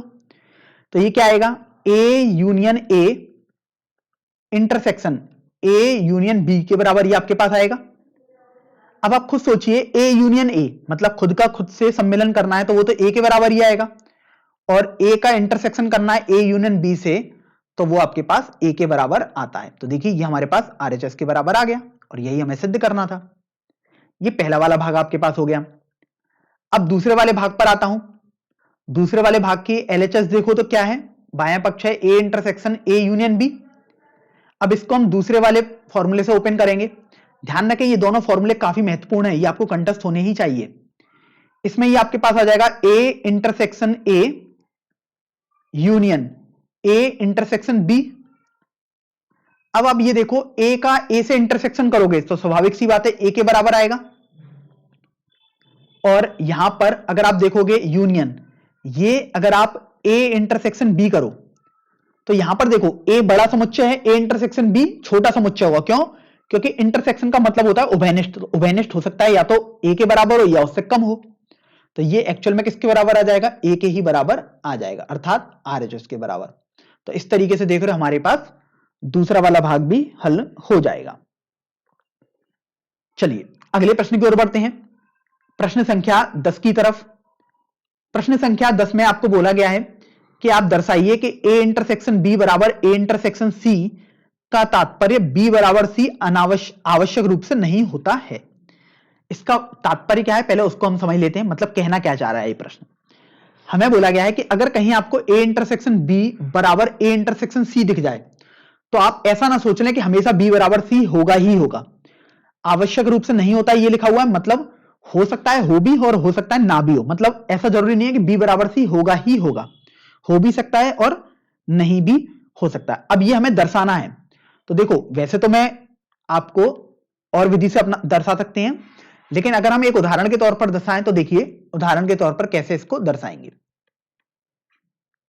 हमने क्या माना कि ए जो समुच्चय है वो है 0,1, बी जो समुच्चय है हमारे पास वो है 0,2,3, और सी जो समुच्चय है वो है 0,4,5। तो मैंने देखो ए बी सी इस तरीके से मान लिए। यहां पर आप देखो ए इंटरसेक्शन बी निकालो, मतलब ए और बी में उभयनिष्ठ देखिए कितना आ रहा है, केवल 0 आ रहा है। अब हम क्या करते हैं, ए इंटरसेक्शन सी निकालते हैं, मतलब ए और सी में उभयनिष्ठ, तो देखिए यहां पर भी 0 आ रहा है। तो यहां पर आपने देखा कि ए इंटरसेक्शन बी बराबर ए इंटरसेक्शन सी आपके पास आ रहा है। क्लियर है ये वाली बात? तो यही आपको देखो आ रहा है जो बोला गया। लेकिन आप यहां पर ये देखिए क्या बी बराबर सी आ रहा है, तो बिल्कुल नहीं आ रहा है बी बराबर सी। देखिए बी बराबर सी तो नहीं आ रहा है। तो आपको यह ध्यान रखना है कि बी बराबर सी जरूरी नहीं है हमेशा आए, मैं ऐसे केस भी बना सकता हूं जहां पर बी बराबर सी आएगा, लेकिन हमें कोई भी अगर आंसर निकालना है या किसी कथन को पढ़ना है वो तो सदैव के लिए पढ़ना होता है, तो इसलिए सदैव नहीं होगा बी बराबर सी। तो वही आपको यहां पर एक तरीके से सिद्ध करना था। आगे आ जाते हैं प्रश्न संख्या 11 की ओर। मान लीजिए कि ए और बी दो समुच्चय हैं आपके पास। फिर बोला गया है यदि किसी समुच्चय x के लिए, मतलब कोई एक तीसरा समुच्चय x के लिए आपको बोला गया है कि a इंटरसेक्शन x बराबर b इंटरसेक्शन x बराबर फाई है, अर्थात a और x में अगर हमने उभयनिष्ठ निकाला तो फाई आया, और b और x में उभयनिष्ठ निकाला तो भी हमारे पास फाई आया है। फिर आपको बोला गया है कि a और x का सम्मिलन b और x के सम्मिलन के बराबर है, मतलब a यूनियन x बराबर b यूनियन x है। तो हमें यहां पर सिद्ध करना है कि a बराबर b होगा। और देखिए हमें संकेत दिया हुआ है तो स्वाभाविक सी बात है हमें संकेत तो पढ़ना ही नहीं है, क्योंकि परीक्षा में जब प्रश्न आएगा तो संकेत वहां पर नहीं दिया होगा, तो हमें बिना संकेत के ही प्रश्न को हल करने की कोशिश करनी है। तो सबसे पहले तो हमें क्या दिया हुआ है कि a इंटरसेक्शन x बराबर b इंटरसेक्शन x बराबर फाई, मतलब कुछ भी उभयनिष्ठ नहीं है, तथा हमें दिया हुआ है a यूनियन x बराबर b यूनियन x है। अब जो हमें सिद्ध करना है वो है हमारे पास a बराबर b। तो सबसे पहले तो हम क्या करते हैं कि a intersection a union x निकालते हैं। तो वितरण नियम से हमने आपको बताया था ये कैसे सॉल्व करते हैं। ये आता है a intersection a union A intersection X के बराबर। तो देखो ए इंटरसेक्शन ए मतलब खुद का खुद से उभयनिष्ठ, मतलब वही आ जाएगा ए union A intersection x. A intersection x छोटा सा पार्ट होगा, ए बड़ा है, यूनियन निकालूंगा तो बड़ा वाला आएगा, मतलब बेसिकली ए आ गया। इसी तरीके से अगर आप यहां पर देखो तो हमें यह पता है कि ए इंटरसेक्शन ए यूनियन एक्स आपके पास ए के बराबर आ गया। अब उसी तरीके से अगर आप देखो तो ए इंटरसेक्शन बी, सॉरी ये इंटरसेक्शन एक्स और बी इंटरसेक्शन एक्स ये तो आपके पास फाई थे, तो मैं क्या करता हूं यहां पर A intersection B union X लेता हूं मैं। तो देखिए हमारे पास वो क्या आ जाएगा, ये आ जाएगा A intersection B union B intersection X के बराबर। तो देखो बी इंटरसेक्शन एक्स ये तो अपने पास फाई के बराबर है, आप देख सकते हैं। तो बी इंटरसेक्शन फाई है तो A intersection B union phi ये आपके पास देखिए यहां से आ जाएगा। और अगर बी इंटरसेक्शन फाई आ गया और फाई का किसी के संग भी यूनियन करूंगा तो वही आ जाएगा, ए इंटरसेक्शन बी के बराबर आ गया। तो इस तरीके से आपने देख लिया, ये हमारे पास हो गया पहला समीकरण। अब सेम केस में क्या करता हूं, दूसरे वाले के लिए निकालता हूं। तो यहां पर मैंने एक लाइन खींच दी। अब देखिए अब मुझे पता है कि B intersection B union X हमारे पास बी के बराबर है। अब मैं अगर यहां पर निकालूं बी क्यों बराबर है, इसको भी वैसे समझा देता हूं मैं आपको। बिल्कुल सेम फॉर्मूला लगाना है वितरण नियम वाला, B intersection B union B intersection X आ जाएगा। तो देखो अभी चलिए मैंने बराबर नहीं लिखा है क्योंकि अभी मान लीजिए हमें नहीं पता है, तो बी इंटरसेक्शन बी तो बी के बराबर आ गया यूनियन बी इंटरसेक्शन एक्स कुछ भी होगा, वैसे तो फाई दिया हुआ है लेकिन अगर आप ना भी माने तो वो बी के बराबर ही आपके पास आ रहा है। अब आप क्या करते हैं कि B intersection A union X निकालो। तो हमारे पास क्या आ जाएगा, यह आ जाएगा B intersection A union B intersection X. और बी इंटरसेक्शन एक्स तो देखो फाई दिया हुआ था हमें, देख सकते हैं। तो यहां से हमारे पास क्या आ जाएगा, ये B intersection A union phi आ गया, अर्थात बी इंटरसेक्शन ए आ गया सेकंड वाला पार्ट। तो यहां से हमें समझ में आ गया कि अच्छा ये वाली बात भी हो सकती है कि हमें B intersection B union X और ए यूनियन एक्स कैसे हमने लिख दिया। तो देखो बी यूनियन एक्स तो ए यूनियन एक्स के बराबर दिया है, तो ये मैंने यहां पर लिख दिया इसको बराबर। तो आपके पास यहां पर क्या आ गया, बी बराबर बी इंटरसेक्शन ए आ गया और ए बराबर ए इंटरसेक्शन बी आ गया। इसलिए आप बोल सकते हैं कि ए इंटरसेक्शन बी बराबर किसके बराबर आ गया, बी ए के और बी के। तो ये आपके पास बराबर आ गया। अतः देखो ये सब बराबर आए हैं आपके पास, तो इसलिए आपको क्या लिखना था, केवल ए बराबर बी, क्योंकि आपको सिद्ध ही इतना करना था तो बाकी से आपको मतलब ही नहीं है, आप केवल इतना यहां पर लिख देंगे। तो ये आपके पास प्रश्न संख्या 11 का हल हो चुका है। आइए 12वें प्रश्न पर हम आते हैं। 12वें प्रश्न में देखिए आपको बोला गया है कि ऐसे समुच्चय ए बी और सी आपको ज्ञात करने हैं ताकि A intersection B B intersection C तथा ए इंटरसेक्शन सी अरिक्त समुच्चय हो। अरिक्त मतलब रिक्त ना हो, तथा आपको यह भी दिया हुआ है A intersection B intersection C बराबर फाई होना चाहिए। तो हमें तीन बातों का यूज करना है, मतलब तीन बातें हमारे लिए होनी चाहिए। ऐसे समुच्चय हमें ए बी सी लिखनी है। एक उदाहरण के तौर पर क्या क्या होना चाहिए कि ए इंटरसेक्शन बी फाई के बराबर नहीं होना चाहिए, अरिक्त होना चाहिए, मतलब रिक्त का उल्टा, रिक्त नहीं होना चाहिए। बी इंटरसेक्शन सी भी फाई के बराबर नहीं होना चाहिए, सी इंटरसेक्शन ए भी फाई के बराबर नहीं होना चाहिए, और A intersection B intersection C भी आपके पास फाई के बराबर नहीं होना चाहिए। तो यहां पर देखो मैं किस तरीके से इनको लिखता हूं, तीन समुच्चयों को। तीन समुच्चय में लिखनी है, तो देखो इन बातों का हमें बस ध्यान रखना है। तो देखो पहला समुच्चय तो आप कैसे भी लिख दो, मान लीजिएगा आपने पहला समुच्चय क्या लिख दिया, 0,1 लिख दिया। अब ए और बी में कुछ ना कुछ उभयनिष्ठ आना चाहिए, तभी तो हम बोलेंगे फाई के बराबर नहीं आ रहा है। तो मान लीजिएगा मैंने एक को उभयनिष्ठ रख दिया, कुछ ना कुछ तो रखना ही पड़ेगा। तो 1 2 3 4 मान लीजिएगा मैंने ऐसा रख दिया बी वाला समुच्चय। फिर बोला गया है कि बी और सी में भी कुछ ना कुछ तो उभयनिष्ठ आना ही चाहिए। तो मान लीजिएगा मैंने सी में क्या रख दिया, सी में हमने रख दिया कि 1,5,10 रख दिया मान लीजिएगा मैंने। तो देखो ए और बी में भी उभयनिष्ठ आ रहा है, ए और सी में भी उभयनिष्ठ आ रहा है, बी और सी में भी उभयनिष्ठ आ रहा है। और यहां पर देखो ए, बी और सी तीनों में ओवेनिश देखूं तो 1 के बराबर आपके पास आ रहा है, अर्थात वो भी 5 नहीं आ रहा है। तो ये तीनों आपके पास एक तरीके से उदाहरण मैंने लिख दिए जो कि इन तीनों प्रतिबंधों, 3 नहीं बल्कि 4 प्रतिबंधों को संतुष्ट कर रहे हैं। 13वें प्रश्न पर आते हैं। प्रश्न संख्या 13 में बोला गया है कि किसी विद्यालय के 600 विद्यार्थियों के सर्वेक्षण से यह ज्ञात हुआ है कि 150 विद्यार्थी चाय, 225 विद्यार्थी कॉफी तथा 100 विद्यार्थी चाय और कॉफी दोनों पीते हैं। तो आपको ज्ञात करना है कि कितने विद्यार्थी ना तो चाय पीते हैं और ना ही कॉफी पीते हैं। चलिए देखिए, वैसे तो मैंने आपको ये सवालों के लिए हमेशा बताया है कि फॉर्मूले से भी कर सकते हैं और वेन डायग्राम बनाकर।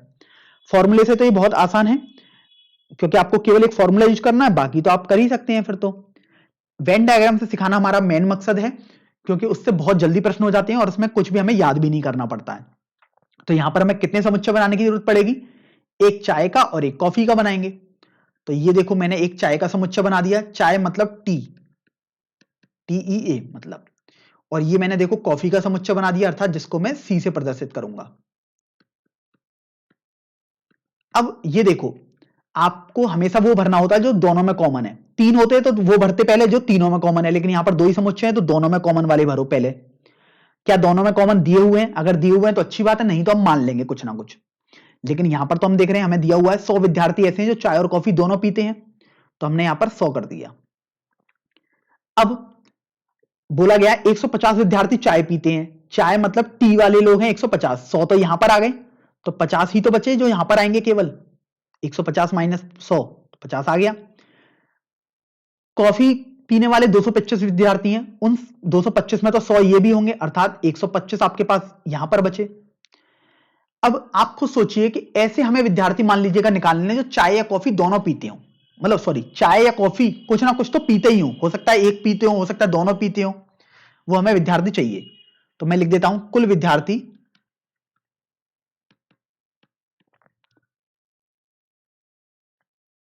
जो कुछ ना कुछ पीते हैं, कुछ ना कुछ मतलब चाय या कॉफी में कुछ ना कुछ तो पीते ही हैं, चाहे दोनों ही क्यों ना पीते हो। तो वो विद्यार्थी हमारे पास क्या आएंगे? सोचिए, हम इनको आपस में जोड़ देंगे, तो 50 प्लस 100 प्लस 125। तो इस तरीके से देखो हमारे पास कितने आ गए? ये आ गए 375 विद्यार्थी। तो 375 विद्यार्थी ऐसे हैं जो कुछ ना कुछ तो पीते ही हैं। लेकिन आपको क्या बताया गया था स्टार्टिंग में ही कि विद्यालय में तो कितने विद्यार्थी हैं? 600 विद्यार्थी हैं। उनका सर्वेक्षण ही तो अपने पास किया गया था, तो हमें उनका सर्वेक्षण करना है। तो सॉरी, ये 275 आपके पास आएगा, तो हमें 600 लोगों में से केवल 275 विद्यार्थी मिले जो चाय और कॉफी में से कुछ ना कुछ पीते हैं। हमसे पूछा गया इनमें से ऐसे विद्यार्थी कितने हैं जो ना तो चाय पीते ना ही कॉफी, मतलब इनमें से कुछ भी नहीं पीते, एक तरीके से यही तो हमसे पूछा गया। तो कुल विद्यार्थी जो चाय या कॉफी से कुछ नहीं पीते, तो वो कितने हो जाएंगे? 600 में से हम 275 को घटा देंगे, तो वो देखिए आपके पास 325 के बराबर आ जाएगा, और यही आपका इस प्रश्न का अभीष्ट उत्तर हो जाएगा। चलिए अब हम अगले प्रश्न की ओर बढ़ते हैं, प्रश्न संख्या 14 की तरफ। इसमें आपको बोला गया कि विद्यार्थियों के एक समूह में 100 विद्यार्थी हिंदी, 50 विद्यार्थी अंग्रेजी तथा 25 विद्यार्थी दोनों भाषाओं को जानते हैं। फिर आगे बोला गया है कि विद्यार्थियों में से प्रत्येक या तो हिंदी या अंग्रेजी जानता ही जानता है, तो समूह में कुल कितने विद्यार्थी हैं? मतलब ये बोल दिया गया कि ऐसा कोई विद्यार्थी नहीं है जो इनके अलावा कुछ नहीं, मतलब इनमें से कुछ नहीं जानता हो, वो कुछ ना कुछ तो जानता ही जानता है हिंदी अंग्रेजी में से। तो देखिए 2 समुच्चय हमें बनाने पड़ेंगे, एक हिंदी का मतलब H से प्रदर्शित कर दिया, और एक समुच्चय हमें बनाना पड़ेगा अंग्रेजी का, जिसको हमने E से प्रदर्शित कर दिया। सबसे पहली हमारा उद्देश्य रहेगा जो दोनों में उभयनिष्ठ हैं। तो ऐसे 25 विद्यार्थी हमें दिख रहे हैं, 25 हमने यहां लिख दिया। अब आते हैं एक एक वाले, अर्थात हिंदी और अंग्रेजी पर। हिंदी में 100 हैं, 25 ये हो गए हैं, तो 75 बचे इधर। अंग्रेजी में 50 विद्यार्थी हैं, 25 तो इधर भी तो काउंट हो गए हैं, तो इधर कितने बचे? 50 माइनस 25 अर्थात 25 बचे। तो अब मुझे क्या पूछा गया कि कुल कितने विद्यार्थी हैं? कुल विद्यार्थी अगर मुझे निकालने हैं, और ध्यान रखना है कि वो विद्यार्थी हिंदी अंग्रेजी कुछ ना कुछ तो बोलते ही बोलते हैं, मतलब यही विद्यार्थी हो सकते हैं जितने ये लिखे हुए हैं। तो वो हो जाएंगे 75 प्लस 25 प्लस 25, अर्थात 125 विद्यार्थी ऐसे होंगे जो इस समूह में उपस्थित होंगे, और यही आपका इस प्रश्न का अभीष्ट उत्तर हो जाएगा। चलिए अब हम प्रश्न संख्या 15 की तरफ आते हैं। इस प्रश्न संख्या 15 में आपको बोला गया है कि 60 लोगों के सर्वेक्षण में पाया गया है कि 25 लोग समाचार पत्र H, 26 लोग समाचार पत्र T तथा 26 लोग समाचार पत्र I को पढ़ते हैं। आगे बोला गया कि 9 लोग H तथा I दोनों को पढ़ते हैं, 11 लोग H तथा T दोनों को पढ़ते हैं, जबकि 8 लोग ऐसे हैं जो T तथा I दोनों समाचार पत्रों को पढ़ते थे। और फिर आपको बोला गया कि 3 लोग तो ऐसे हैं जो तीनों ही समाचार पढ़ते हैं, अर्थात H भी पढ़ते हैं, T भी पढ़ते हैं और I भी पढ़ते हैं। तो आपको निम्नलिखित के मान ज्ञात करने हैं। तो देखो, मान तो हम बाद में ज्ञात करेंगे, पहले हम क्या करते हैं, वेन डायग्राम बनाते हैं, अर्थात वेन आरेख बनाते हैं। अब ये समझिए, यहां पर देखो 3 समुच्चय आपको दिख रहे हैं, एक तो समाचार पत्र H का, एक T का और एक I का। अगर आप फॉर्मूले से करने बैठेंगे तो ये प्रश्न काफी टफ हो सकता है आपके लिए। हमने आपको बताया वेन आरेख का हमेशा यूज करो, बहुत आसान होता है। तो मैं यहां पर 3 समुच्चय बनाऊंगा। अब 3 समुच्चय वो कैसे बनेंगे उनको देखते हैं। ध्यान रखो, तीनों को एक दूसरे से इंटरसेक्ट मतलब प्रतिच्छेद कराता हुआ बनाना है हमें, ताकि हम सभी पॉसिबिलिटीज को वहां पर देख पाए। तो ये 3 समुच्चय मैं बना रहा हूं। देखो इस तरीके से मेरे पास ये 3 समुच्चय आ गए हैं। आप देख रहे हैं, आपने ऐसे 3 गोले बना दिए, अर्थात 3 समुच्चय। ये हो गया समाचार पत्र H, ये हो गया समाचार पत्र T और ये हो गया हमारे पास समाचार पत्र I। देखो जब हम 2 समुच्चय बनाते थे तो हम देखते थे दोनों में उभयनिष्ठ क्या है, लेकिन यहां पर 3 समुच्चय है तो हमें देखना है जो तीनों में उभयनिष्ठ हो, मतलब तीनों में ही होना चाहिए। सबसे पहले वो देखो, अगर वो नहीं मिल रहा है तो अच्छी बात है, कोई बात नहीं, हम वहां पर कुछ ना कुछ मान लेंगे। अगर मिल रहा है तो बहुत अच्छी बात है, हम वो भर देंगे। तो देखते हैं ऐसे लोग कितने हैं जो तीनों में आ रहे हैं, मतलब तीनों समाचार पत्र पढ़ते हैं। तो ऐसे तो देखो 3 ही लोग मिल रहे थे। तो तीनों में देखो, जो H में भी आ रहा हो, जो T में भी आ रहा हो, जो I में भी आ रहा हो, वो देखो यही वाला भाग है। देखो ये H वाले गोले में भी आ रहा है, T वाले गोले में भी और I वाले गोले में भी आपके पास आ रहा है। तो मैंने यहां पर देखो 3 भर दिया। अब 3 जब आपने भर दिया, तीनों में उभयनिष्ठ, अब 2-2 में उभयनिष्ठ वाले भरो, अर्थात H और T में, फिर H और I में, फिर T और I में। अब उनमें कोई भी पहले भर सकते हो। जैसे मान लीजिएगा आपने T और I वालों को आपको भरना है, तो देखिए T और I वाले कितने लोग हैं।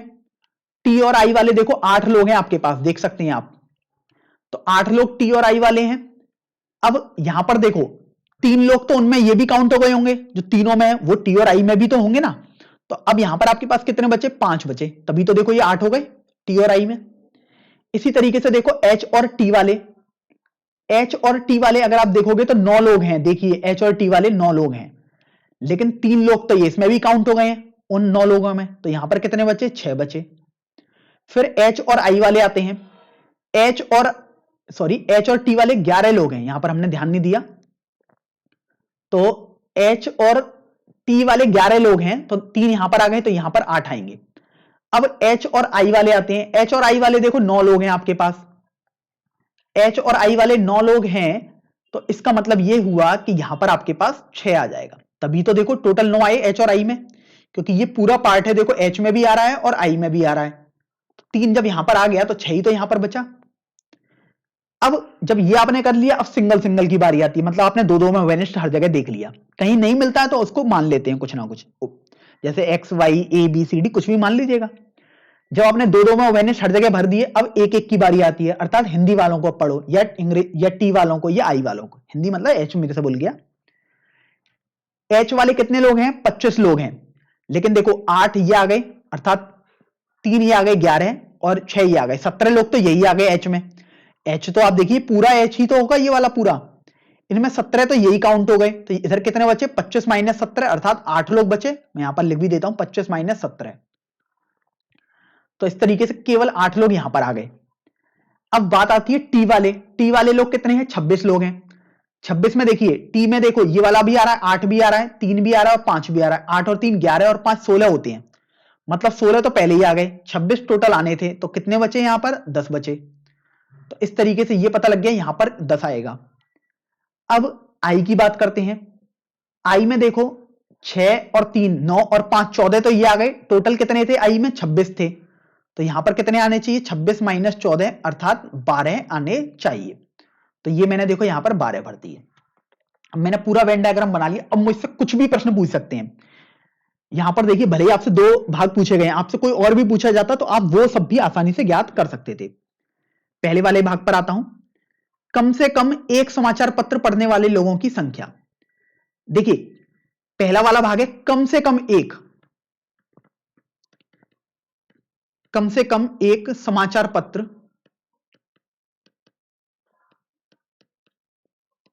पढ़ने वाले व्यक्ति। कम से कम का मतलब क्या हुआ? आप खुद सोचिए। या तो वो एक समाचार पत्र पढ़ रहे हो, या दोनों पढ़ रहे हो, या तीनों पढ़ रहे हो। अर्थात आप क्या कर दोगे? इन सबको आपस में जोड़ दोगे, क्योंकि ये 8 लोग ऐसे हैं जो केवल एच पढ़ रहे हैं और कुछ नहीं पढ़ रहे, केवल एच। 10 लोग ऐसे हैं जो केवल टी पढ़ रहे हैं, 12 लोग ऐसे हैं केवल आई पढ़ रहे हैं। मतलब ये तो एक समाचार पत्र पढ़ने वाले लोग हैं। ये 8 लोग ऐसे हैं जो एच और टी पढ़ रहे हैं, मतलब 2 समाचार पत्र। टी और आई ये भी 2 समाचार पत्र पढ़ने वाले हैं। ये भी 6 लोग 2 समाचार पत्र पढ़ने वाले हैं, एच और आई। और 3 लोग ऐसे हैं जो तीनों समाचार पत्र पढ़ने हैं। मतलब इन सबको मैं जोड़ दूंगा तो मेरे पास वो वाले लोग आ जाएंगे जो कुछ ना कुछ तो पढ़ते ही हैं, मतलब कम से कम एक समाचार पत्र तो पढ़ते ही हैं। अर्थात इन सबको जोड़ दो। 8 + 8 + 10 + 6 + 3 + 5 + 12। तो देखिए अब ये कितना हो गया? 8 और 8 16 और 10 26, फिर 6 और 3 8, सॉरी 9, 9 और 5 14 प्लस ये 12।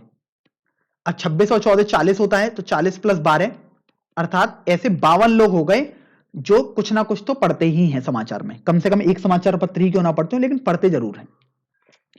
आगे आते हैं। आगे बोला गया दूसरे वाले भाग में ठीक ठीक केवल एक समाचार पत्र पढ़ने वाले व्यक्तियों की संख्या। अब यहां पर आप देखो केवल एक समाचार पत्र के लिए बोला गया है।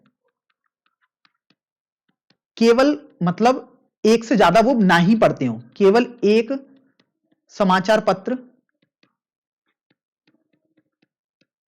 पढ़ने वाले व्यक्तियों की संख्या। केवल एक समाचार पत्र पढ़ना है तो स्वाभाविक सी बात है उनको 2 समाचार पत्र वाले व्यक्ति नहीं चाहिए, ना ही 3 समाचार पत्र पढ़ते हो वो व्यक्ति चाहिए। तो हमें केवल कौन से व्यक्ति चाहिए? हमें ये 8 व्यक्ति चाहिए। केवल देखो एक ही समाचार पत्र पढ़ रहे हैं, भले ही एच पढ़ रहे हो, लेकिन है तो केवल एक ही समाचार पत्र। ये 10 लोग भी केवल टी पढ़ते हैं, मतलब केवल एक समाचार पत्र पढ़ रहे हैं, और ये 12 लोग भी। तो अब हम यहां पर क्या करेंगे? 8 + 10 + 12 कर देंगे। तो देखिए ये हमारे पास आ जाएगा 8 और 10 18 और 12 30 आ जाएगा। तो ऐसे व्यक्तियों की संख्या हमारे पास 30 आ जाएगी। तो इस तरीके से आप देख रहे हैं हमने पहला वाला भाग भी हल कर दिया और दूसरा वाला भाग भी हल कर दिया। अब ये तो देखो मैंने आपको खुद ही बोला कि वैसे तो आपसे 2 ही भाग पूछे गए तो आपने तो उत्तर दे दिया, लेकिन अगर आपसे मान लीजिएगा ये बोला जाता कि ऐसे कितने लोग हैं जो 2 समाचार पत्र पढ़ते हैं, केवल केवल 2 समाचार पत्र, मतलब हमें 3 समाचार पत्र वाले नहीं चाहिए, ना ही एक समाचार पत्र वाले चाहिए। तो उनमें मैं क्या करता? इस 8 को जोड़ देता, 6 को जोड़ देता और 5 को जोड़ देता, तो यही आ जाता। तो इस तरीके से और भी क्वेश्चन आपके पास बन सकते हैं, आप उन सबको निकाल सकते हैं। जैसे एक क्वेश्चन देखो ये बन सकता है आपके पास, ऐसे कितने लोग हैं जो कुछ भी नहीं पढ़ते हैं? तो आप खुद सोचिए, आपके पास 52 लोग ऐसे आए हैं जो कुछ ना कुछ पढ़ते हैं, आपने इन सबको जोड़ा है, लेकिन सर्वेक्षण कितने लोगों पर किया गया? 60 लोगों पर। तो 60 - 52 मतलब 8 लोग ऐसे थे जिन्होंने कुछ समाचार पत्र पढ़ा ही नहीं। तो वेन डायग्राम सबसे आसान मेथड है, इसको बनाने पर हम काफी जोर देंगे। चलिए अब हम प्रश्नावली के सबसे अंतिम प्रश्न अर्थात प्रश्न संख्या 16 को हल करेंगे। इसको पढ़ लेते हैं प्रश्न को। एक सर्वेक्षण में पाया गया कि 21 लोग उत्पाद ए को, 26 लोग उत्पाद बी को तथा 29 लोग उत्पाद सी को पसंद करते हैं। फिर आपको बोला गया है कि यदि 14 लोग उत्पाद ए तथा उत्पाद बी को, 12 लोग उत्पाद सी तथा उत्पाद ए को, 14 लोग उत्पाद बी और उत्पाद सी को पसंद करते हैं, जबकि 8 लोग ऐसे हैं जो तीनों ही उत्पादों को पसंद करते हैं, तो आपको ज्ञात करना है कि कितने लोग केवल उत्पाद सी को पसंद करते हैं। अब देखो स्वाभाविक सी बात है, हम वेन डायग्राम भी बनाएंगे। यहां पर भी वेन डायग्राम से, भले ही उसने तो हमसे ये वाला पार्ट पूछा है, हमसे कोई और भी प्रश्न पूछ सकता है, तो हम वो भी बहुत आसानी से देख के ही बता सकते हैं तुरंत। तो अब देखिए यहां पर आपको समझ में आ गया 3 समुच्चय बनेंगे। क्यों? क्योंकि उत्पाद ए, उत्पाद बी और उत्पाद सी की बात हो रही है। तो 3 समुच्चय बनाने हैं, अर्थात यहां पर देखो मैंने इस तरीके से बना दिया, ये उत्पाद ए के लिए, ये उत्पाद बी के लिए, और ये देखिए मैंने उत्पाद सी के लिए बना दिया। मैं यहां पर इनको नाम दे देता हूं ए बी सी। 3 उत्पादों की बात हो रही है, अर्थात 3 समुच्चयों की बात हो रही है। तो सबसे पहले वो वाले अवयव ढूंढो जो तीनों में उभयनिष्ठ हैं। तीनों में कितने लोग उभयनिष्ठ हैं? 8 लोग। तो 8 मैंने यहां पर दिया। देखो ये ए में भी आ रहा है, ये 8 देखो इस ए में आ रहा है, देख सकते हैं, ये बी में भी आ रहा है और ये सी में भी आ रहा है। अब उसके बाद हम बढ़ते हैं जो 2 में उभयनिष्ठ हो, अर्थात जो ए और बी में उभयनिष्ठ हैं। तो ए और बी में कितने लोग उभयनिष्ठ हैं? 14 लोग, क्योंकि 14 लोग ही तो उत्पाद ए और बी को पसंद कर रहे हैं। लेकिन 8 भी तो ये उनमें आ गए होंगे, तो यहां पर कितने बचे ए और बी में? केवल 6।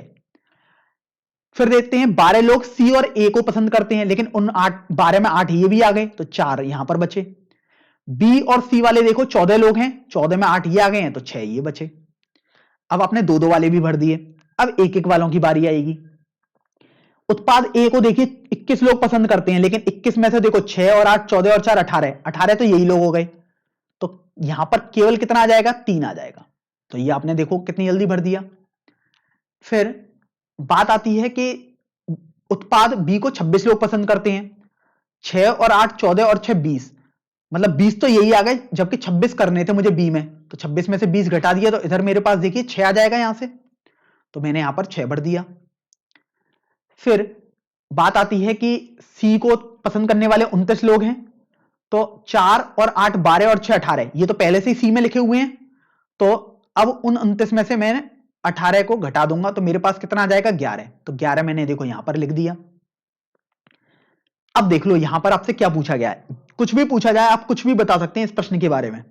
वैसे तो आपसे बहुत सिंपल सा पूछा गया है कि ऐसे कितने लोग हैं जो केवल और केवल उत्पाद सी को पसंद करते हैं। अब केवल उत्पाद सी को पसंद करने का मतलब है वो सी के अलावा कुछ भी पसंद नहीं करते हो, मतलब सी, चाहे ऐसा भी नहीं होना चाहिए कि सी को पसंद करने के अलावा ए को भी करते हो, बी को भी करते हो, ऐसा कुछ नहीं होना चाहिए। केवल सी को पसंद करने वाले लोग हमें बताने हैं। तो यहां पर मैं लिख देता हूं केवल सी को पसंद करने वाले व्यक्तियों की संख्या। तो अब देखो केवल सी को पसंद करने वाले व्यक्तियों की संख्या कितनी होनी चाहिए? तो केवल सी मतलब यही तो 11 लोग हैं, ऐसे हैं। आप देखो केवल 11, ये कहीं किसी में उभयनिष्ठ आ रहे हैं क्या? कहीं किसी में नहीं आ रहे। तो केवल 11 लोग ऐसे हैं जो केवल और केवल उत्पाद सी को पसंद कर रहे हैं और किसी भी उत्पाद को पसंद नहीं करते। तो यही 11 आपका इस प्रश्न का उत्तर हो जाएगा। यहां पर भी आपसे बहुत सारे बातें पूछी जा सकती हैं। हो सकता है आपसे पूछा जाए जो कम से कम एक उत्पाद तो पसंद कर ही रहे हो, तो आप उनमें सभी को जोड़ देना। तो ऐसे बहुत सारे क्वेश्चन हो सकते हैं, वेन आरेख से आप सभी के जवाब आसानी से दे सकते हैं।